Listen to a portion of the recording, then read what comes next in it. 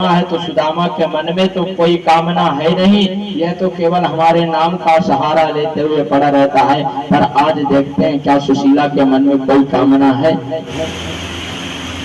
आज भिक्षा लेने के लिए जाऊंगा, इनके घर में तो कुछ है नहीं, भिक्षा देती है कि नहीं।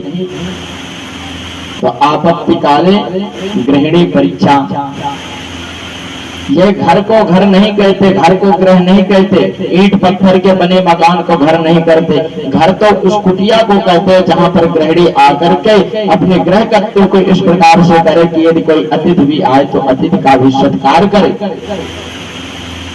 ब्राह्मण का आदर करे, सम्मान करे। गृह नाम क्यों पड़ा? घर में जो सुबोध भवा स्त्री घर में रहे, वह घर में कोई अतिथि आए, आचार्य आए, ब्राह्मण आए, उसका अपमान न करे, उसका सम्मान करे, आदर करे। भगवान सुशीला की परीक्षा के लिए आज जा रहे हैं। ब्राह्मण का वेश धारण किया, भिक्षुक बन करके जाकर के सुदामा जी की कुटिया में आवाज लगाते हैं, मात भिक्षाम देवी, भिक्षाम देवी, भिक्षाम देवी। सुशीला मैया बाहर निकली, मेरे घर में तो कुछ है ही नहीं, अब क्या करूं। पतिदेव तो केवल भगवान नाम का आश्रय ले लिए, कुछ खाने के लिए है नहीं।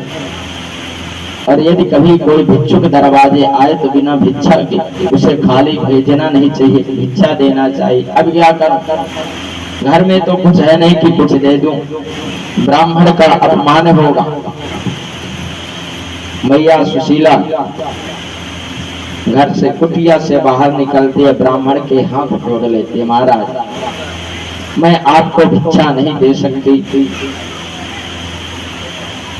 ब्राह्मण रूप में भगवान ने कहा, देवी भिक्षा क्यों नहीं दे सकती।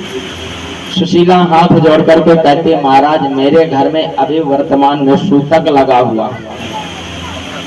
सुशीला के वचनों को सुनकर के भगवान स्वयं आश्चर्यचकित हो गए। तो मैंने तो देखा है कि इसके जो बालक हैं ये तो बड़े बड़े हैं, तो कोई छोटा बालक तो अभी इसके यहाँ जन्म ले नहीं सकता।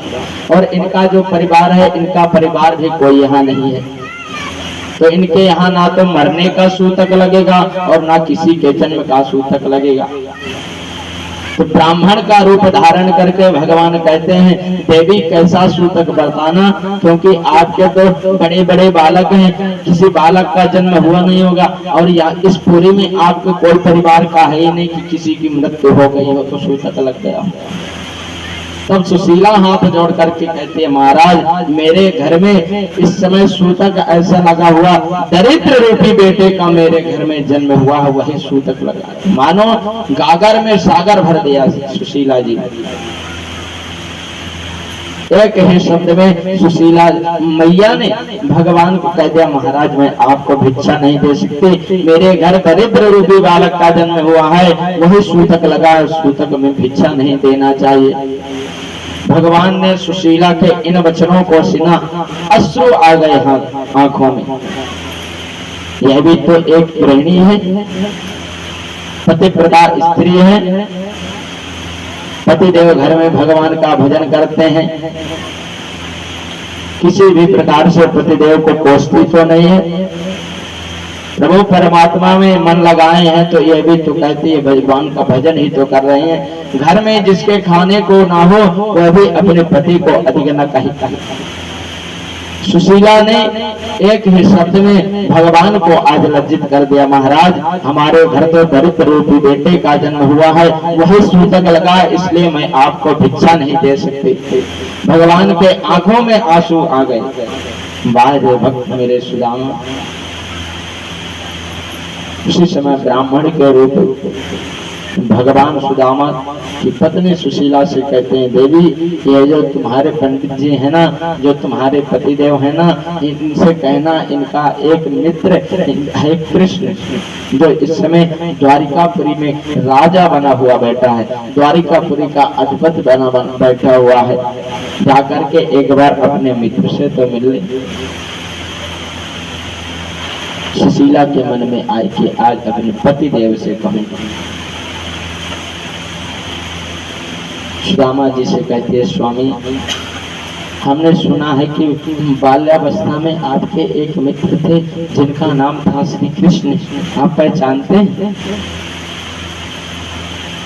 सुदामा जी, हाँ हाँ दीदी मैं पहचानता। कहाँ कृष्ण?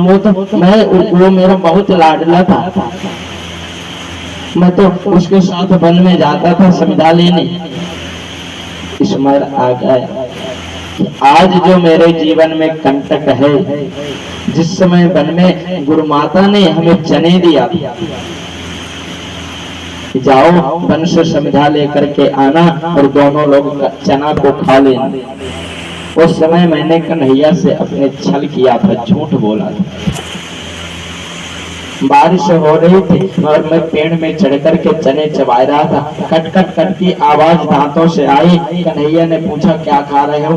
ये आवाज कहाँ से आ रही है? तो मैंने कन्हैया से कहा, कन्हैया कुछ नहीं, वो तो बारिश के कारण ठंडी है इसलिए मेरे दांत खटखटा रहे हैं।